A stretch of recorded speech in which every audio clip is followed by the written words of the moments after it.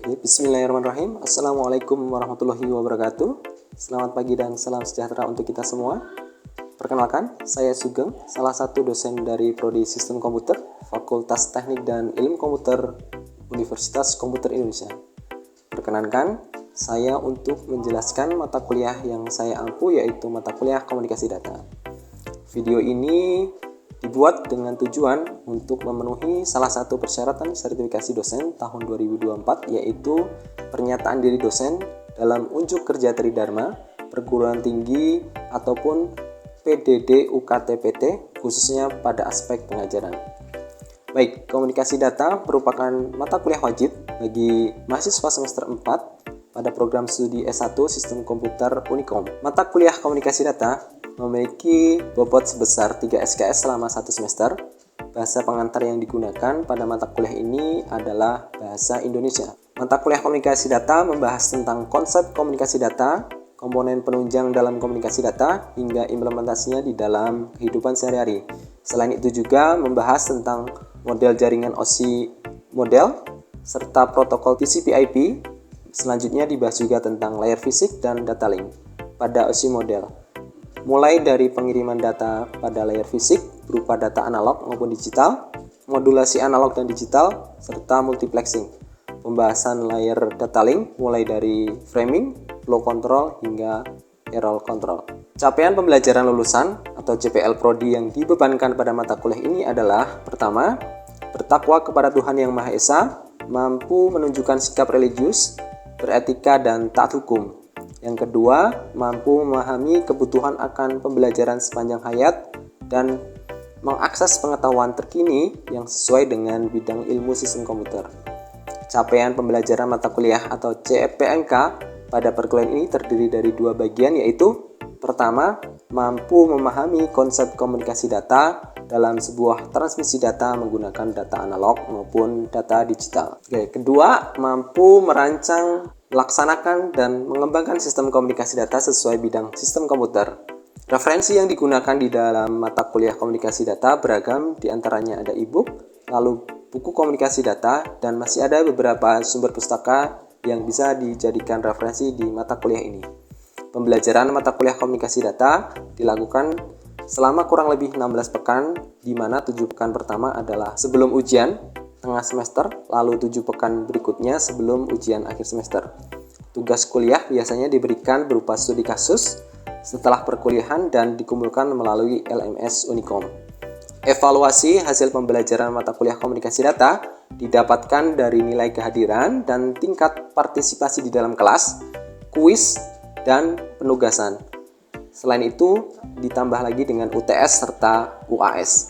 Kuis dilakukan sebanyak 2 kali, dan penugasan terstruktur baik secara mandiri maupun kelompok dilakukan sebanyak 5 kali. Selain itu, UTS dilakukan menggunakan metode multiple choice question, dan UAS juga dilakukan dengan multiple choice question dan ditambah dengan adanya tugas besar. Bobot nilai kehadiran dan partisipasi dalam kuliah adalah 10%, kuis sebanyak 15%, penugasan baik mandiri maupun kelompok itu sebanyak 15%. Nilai UTS sebanyak 30% dan UAS sebanyak 30%. Dengan total pembobotan dari evaluasi pembelajaran sebesar 100%. Pada video cuplikan proses pembelajaran akan dijelaskan tentang materi perkuliahan pekan ke-9, yaitu multiplexing. Pada materi ini, sub CPMK yang diharapkan adalah sub CPMK ke-6, yaitu mampu memahami jenis-jenis switching dan memahami jenis-jenis multiplexing, di mana indikator capaiannya adalah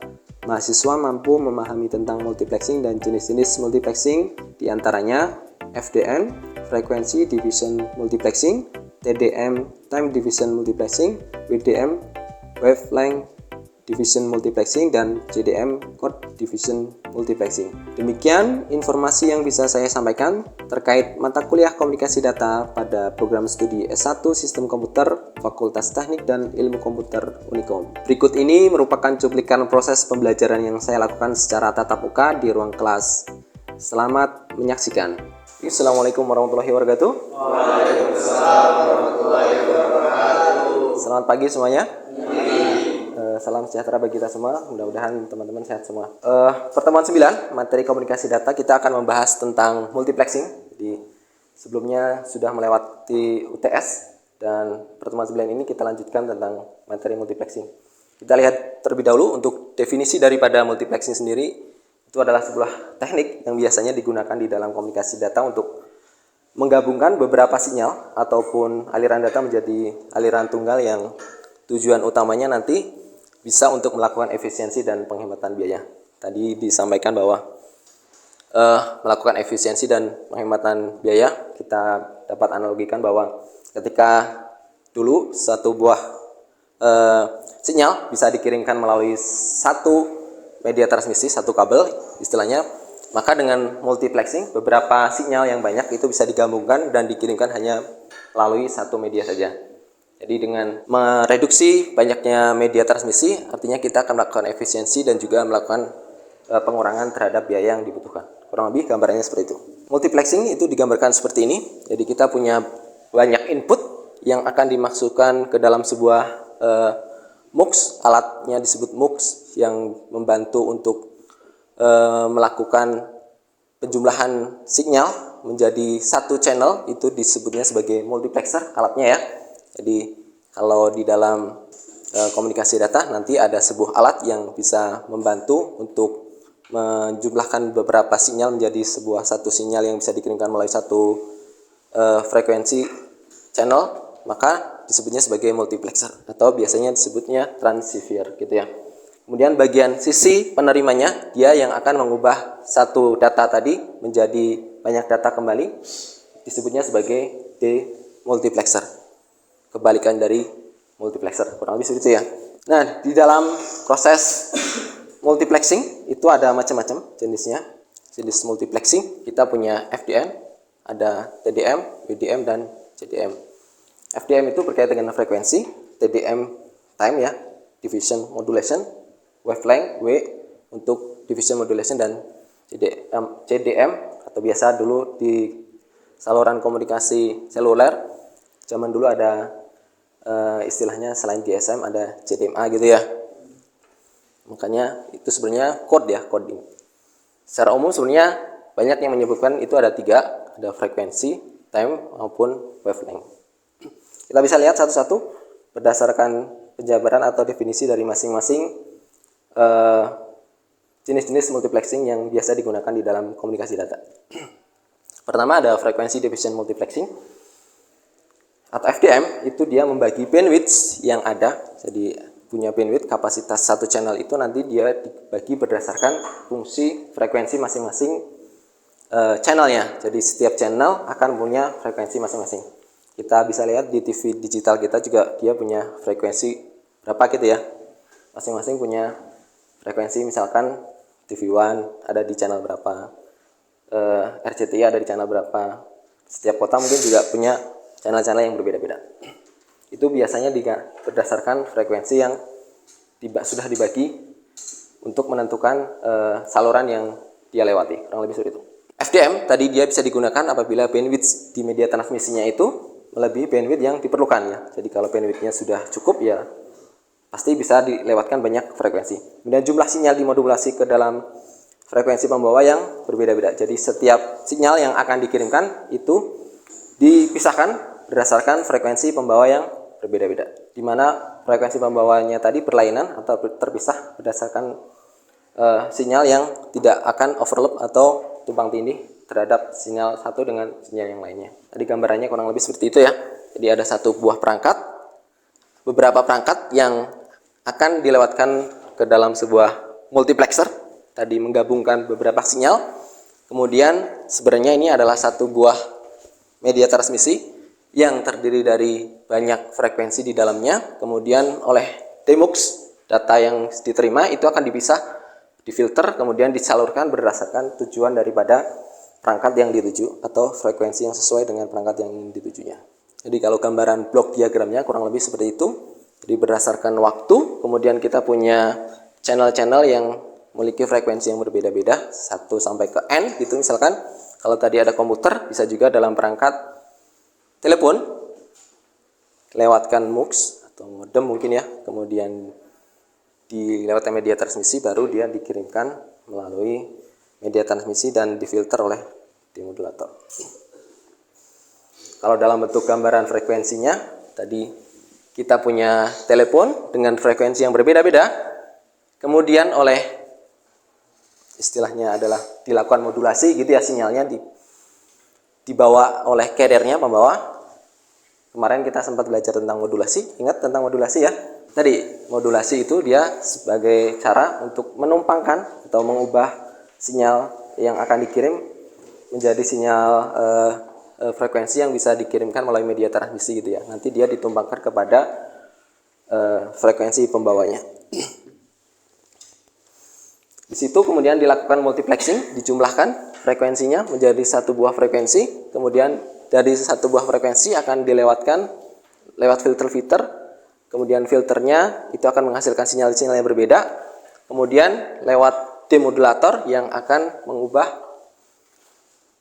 atau memisahkan data dengan sinyal pembawanya, baru dia akan diterima oleh atau diubah menjadi suara. Kalau telepon ya, kalau gambar berarti ya menjadi gambar kembali. Seperti itu. Proses demultiplexing, pengubahan sinyal dari satu sinyal menjadi beberapa sinyal sesuai dengan channel yang dituju. Itu mulai dari frekuensi yang masuk, gambarannya seperti ini. Kemudian dia dilewatkan sebuah filter tertentu yang akan memisahkan satu sinyal dengan sinyal yang lainnya, atau frekuensi satu dengan frekuensi yang lainnya. Kemudian sinyal ini dipisahkan juga dengan sinyal pembawanya tadi, kemudian melewati sebuah amplitudo dimodulasi, kemudian baru dia berubah menjadi data digital untuk diolah oleh komputer dan ditampilkan di dalam komputer. Gambarannya seperti itu. Blok diagram lebih detailnya kurang lebih seperti ini ya, hampir sama dengan yang tadi. Jadi ada tadi sinyal pembawa, sinyal yang akan dikirimkan, kemudian dia dilewatkan ke dalam sebuah modulator frekuensi masing-masing, kemudian dijumlahkan, kemudian ditransmisikan oleh media transmisi gitu ya, kemudian diterima oleh penerima utamanya, kemudian oleh bandpass filter dibagi-bagi datanya, kemudian masuk ke dalam channel-channel yang sesuai dengan channel yang ditujunya. Gambaran daripada frekuensi diffusion modulation kurang lebih seperti itu. Jadi datanya dikirim berdasarkan frekuensi ya. Yang kedua tadi ada TDM, time diffusion modulation. Berarti di sini berkaitan dengan waktu. Jadi data sinyal yang dikirim itu dia dibagi berdasarkan disiapkan slot-slot waktu yang berbeda-beda supaya dia tidak tumpang tindih atau tabrakan di dalam pengirimannya. Contoh umum yang biasa dipakai di sini ada telepon digital maupun jaringan telekomunikasi. Jadi ada perangkat A, perangkat B, kemudian dia beberapa sinyal masuk bersamaan, kemudian oleh MUX multiplexer tadi yang membantu menjumlahkan datanya, kemudian dengan TDM time division modulation dia diberikan slot-slot waktu tertentu dan dikirimkan secara bersamaan, sehingga nanti ketika sampai di MUX dia akan dipisahkan juga berdasarkan slot-slot waktu yang sudah ditetapkan. Tadi dia membagi berdasarkan waktu akses ke saluran komunikasi. Jadi setiap pemakai saluran yang berbeda-beda akan mengakses berdasarkan waktu yang sudah ditetapkan oleh sistem. 1, 2, 3, 4 misalkan urutannya, berarti 1 dulu, 2, 3 baru 4 gitu ya. Nanti dan seterusnya itu akan dikirim berdasarkan data flow yang sesuai urutan yang sudah ditentukan oleh si multiplexernya. Kemudian DMUX juga akan membantu mengidentifikasi data mana yang akan diterima oleh perangkat 1, perangkat 2, perangkat 3, ataupun perangkat 4. Blok secara detailnya, gambarannya akan seperti ini. Jadi di dalam sebuah sistem komunikasi data, nanti ada sumber sinyalnya, M1 sampai dengan MN. Kemudian dilewatkan sebuah buffer dan dilakukan operasi scan untuk dimasukkan ke modem. Kemudian dilewatkan dalam bentuk data frame, banyak frame datanya ya. Kemudian data frame itu akan diterima oleh receivernya, kemudian dilewatkan dalam buffer dan akan disaring dan diterima oleh masing-masing perangkat penerima yang dituju. Itu adalah TDM. Jenis-jenis TDM ada dua macam, ada synchronous TDM dan asynchronous TDM, di mana waktunya itu sinkron antara satu perangkat pengirim dan satu perangkat penerimanya. Asinkron berarti waktunya tidak sinkron antara yang mengirim dan penerima. Itu pernah kita bahas juga di pertemuan sebelumnya. Sementara asinkronus, tadi dia slot waktunya tidak tetap, jadi diberikan kepada setiap saluran yang akan dikirimkan, di mana dia memiliki kelebihan lebih efisien dalam penggunaan bandwidth karena slotnya tidak terbang percuma gitu ya. Kemudian kekurangannya lebih kompleks dalam pengelolaannya. Contoh penggunaannya jaringan modern yang memerlukan penggunaan bandwidth yang lebih efisien. Gambarannya kalau di dalam bentuk blok sistem ada input sumber data, kemudian dilewatkan dalam MUX, kemudian datanya itu bisa bergeser ataupun tidak tetap ya posisinya, kemudian oleh DMUX itu diambil datanya dan dikirim ke perangkat yang sesuai. Gambarannya kurang lebih seperti itu. Tadi sudah ada dua ya, apa? Dan asinkronus DDN. Itu adalah bagian dari multiplexing. Tadi multiplexing ada 4. Yang pertama yang sudah kita bahas tadi ada FDM dan TDM. Sama ya, antara pengirim ada multiplexer, bagian penerima selalu ada demultiplexer gitu ya. Gambarannya tadi kita punya beberapa sinyal dengan panjang gelombang yang berbeda-beda. Kemudian kita bisa gabungkan panjang gelombang yang berbeda-beda tersebut dan dikirimkan ke dalam sebuah media transmisi dan diubah kembali untuk disalurkan ke perangkat penerimanya. Itu adalah gambaran daripada multiplexing. Sudah 3 ya. Nah, terakhir itu ada code division multiplexing. Jadi tidak hanya melalui frekuensi, time, maupun panjang gelombang, data itu bisa dikirimkan dalam bentuk kode-kode. Artinya semacam kayak kriptografi ya. Dia dienkripsi, kemudian dia nanti mengirimkan kuncinya gitu kalau enkripsi itu. Nah, ini juga sama. Dia akan pengirim dan penerima memiliki kunci yang sama untuk bisa mengekstraksi itu data saya atau bukan gitu. Kalau data saya nanti datanya akan diambil, kalau tidak cocok berarti tidak akan diambil. Code division multiplexing teknik jaringan yang dimana beberapa sinyal itu digabungkan untuk transmitkan secara simultan ya pada frekuensi yang sama. Dimana digunakan untuk beberapa pengguna berbagai saluran komunikasi tunggal. Dulunya ada tadi disebutkan bahwa ada istilahnya seluler CDMA gitu ya. Jadi cara kerjanya, setiap entitas, misalkan pengguna, masing-masing usernya itu diberikan kode unik. Umumnya panjangnya sekitar 64 bit, panjang banget gitu ya. Nanti akan kita coba, contohnya lebih pendek saja. Kemudian misalkan pengiriman dalam bentuk 1 per bit atau 1 bit gitu ya, sebagai representasi dari kode atau chip spreading code tersebut gitu ya.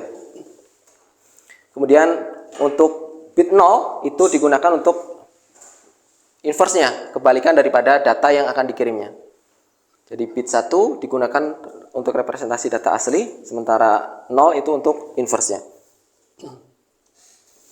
Pada media transmisi, datanya itu dijumlahkan ya, kemudian nanti akan dikirim berupa kode-kode yang sudah dijumlahkan tadi, kemudian dari penerima juga nanti akan diterima dan dijumlahkan dengan kode yang panjang tadi, kode panjang yang atau spreading code yang dia miliki sehingga dia bisa merepresentasikan apakah data tersebut milik saya atau bukan. Pertama, itu kita misalkan data yang diterima hasilnya mendekati karena code-nya 64, berarti dia datanya plus 64 berarti nilainya 1. Kalau mendekati negatif 64 berarti dia dikatakan datanya adalah 0. Kurang lebih seperti itu. Itu gambaran daripada pengiriman bentuk CDM ya. Nanti kita bisa lihat contoh di dalam CDM-nya. Terakhir sekali itu adalah manfaat daripada multiplexing. Tadi selain tujuan utamanya adalah menghemat biaya dan efisiensi terhadap sumber dayanya. Nah, ini ada secara detail manfaat daripada multiplexing itu sendiri. Kita punya efisiensi penggunaan sumber daya tadi betul, mengoptimalkan penggunaan bandwidth media transmisi, kemudian mengurangi kebutuhan saluran fisik tambahan ya, penghematan biaya, mengurangi biaya infrastruktur, kemudian peningkatan kapasitas, kemudian juga skalabilitas ataupun mengurangi jumlah sinyal yang dikirim tanpa memerlukan perubahan besar terhadap infrastrukturnya. Gambarannya seperti itu.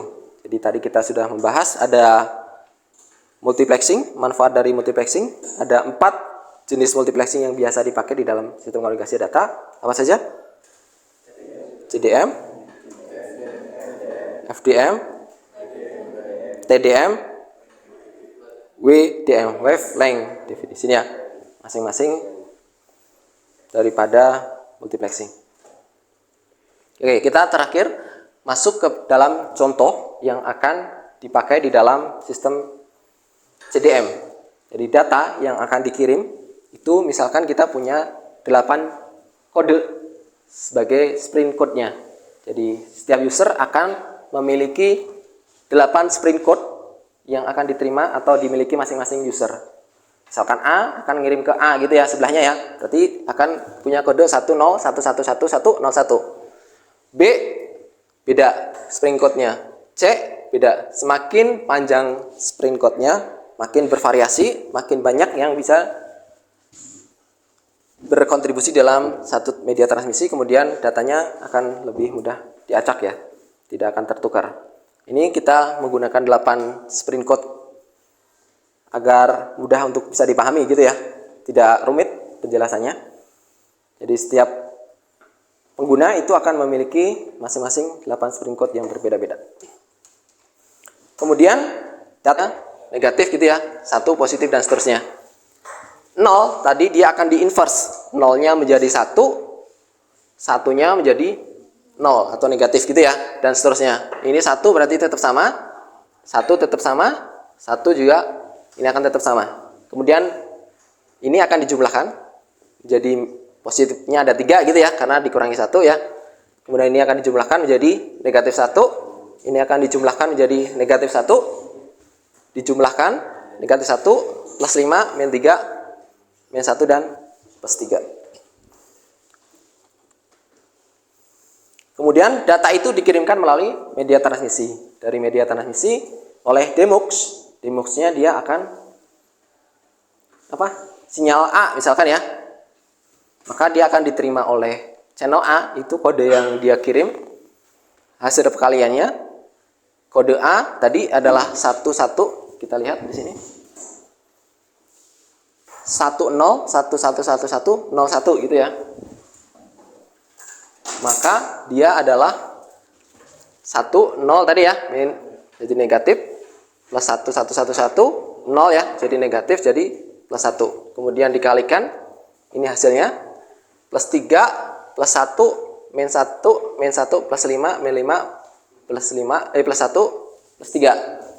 Semua data ini dijumlahkan sama dengan plus 8. Karena sprint code-nya jumlahnya 8, maka kita bisa pilih apakah mendekati positif 8 atau mendekati negatif 8. Tadi ketentuannya kalau dia mendekati negatif 8 sama dengan 0, positif 8 sama dengan 1. Berarti data yang diterima oleh A, user A itu adalah 1 ya. Seperti itu.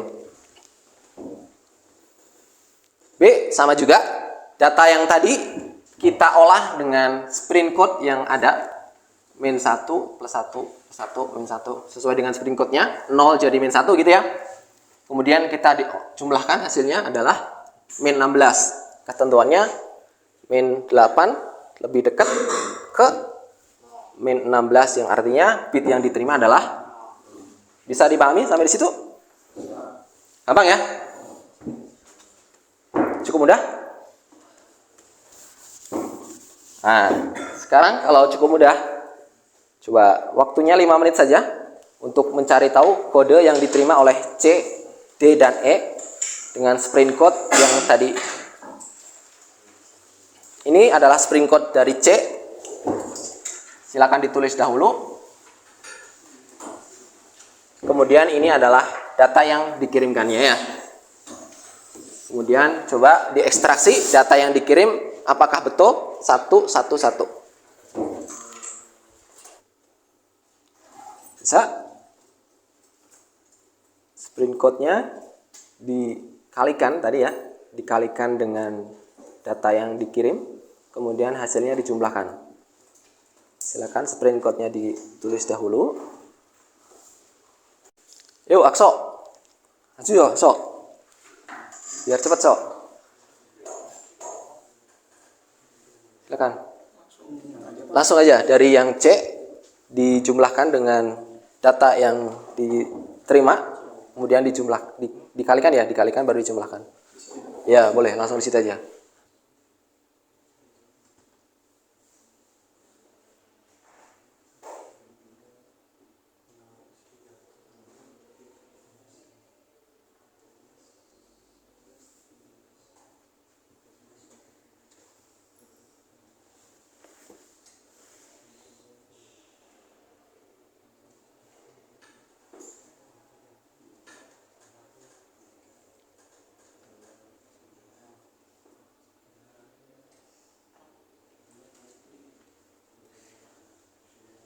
Yo, negatif kali negatif.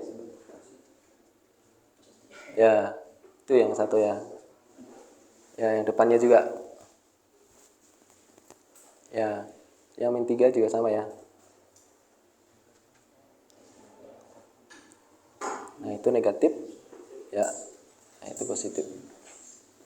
Tinggal dijumlahkan semuanya.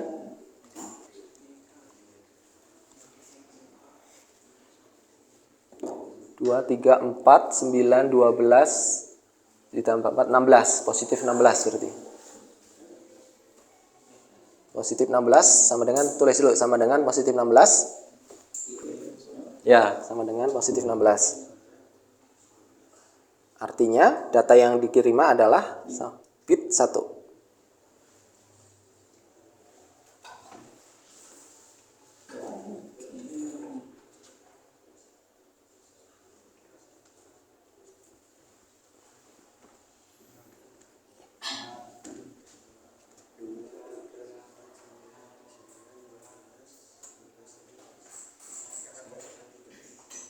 Ya, atau bit 1 ya, sama dengan 1 gitu ya. Oke. Makasih Akso. Sip. Oke, sudah cukup paham ya teman-teman yang lain ya. Cukup mudah ya. Jadi nanti sama aja, kita tinggal kalikan dengan data yang dikirim, nanti akan menghasilkan data yang baru, dijumlahkan, jumlahnya apakah mendekati negatif 8 atau mendekati positif 8. Ketentuannya kalau negatif 8 berarti 0, positif 8 berarti 1. Gambarannya seperti itu ya. Oke, untuk sisanya bisa dikerjakan di rumah. Kemudian saya akan tambah dengan satu materi atau latihan yang nanti boleh dikerjakan di rumah dan diskusikan dengan teman-temannya. Kalau tadi hanya 1 bit, kita coba 3 bit gitu ya. Ini bayangkan ini 1 bit dikirimkan secara sekuensial ya. Jadi tidak harus dihitung sekaligus, jadi dihitung satu-satu secara bergantian, sekuensial satu-satu gitu. Baru dijumlahkan sama seperti itu, baru nanti dicari apakah datanya betul atau tidak. Nanti dikirimkan ke dalam LMS ya. Nanti dipakai buat nilai tugas dan juga pengganti absensi di pertemuan hari ini. Rasanya cukup? Ada yang mau disampaikan terlebih dahulu untuk pertemuan kita hari ini? Cukup? Baik, jika tidak ada pertanyaan, saya akhiri untuk perkuliahan kita di pertemuan ke-9. Terima kasih atas kehadiran teman-teman. Terima kasih. Assalamualaikum warahmatullahi wabarakatuh. Demikian deskripsi singkat serta cuplikan proses pembelajaran dari mata kuliah komunikasi data yang saya ampu. Semoga dapat memberikan gambaran mengenai kinerja pengajaran yang saya lakukan, khususnya di mata kuliah komunikasi data di Prodi Sistem S1 Sistem Komputer Fakultas Teknik dan Ilmu Komputer Unikom. Saya mengucapkan terima kasih kepada seluruh tim penilai dan tim panitia sertifikasi Smart Dosen tahun 2024. Tidak lupa juga saya mengucapkan terima kasih kepada Unikom, rekan sejawat dosen dan rekan-rekan mahasiswa. Demikian yang dapat saya sampaikan. Apabila ada kekurangan, saya mohon maaf yang sebesar-besarnya. Wassalamualaikum warahmatullahi wabarakatuh.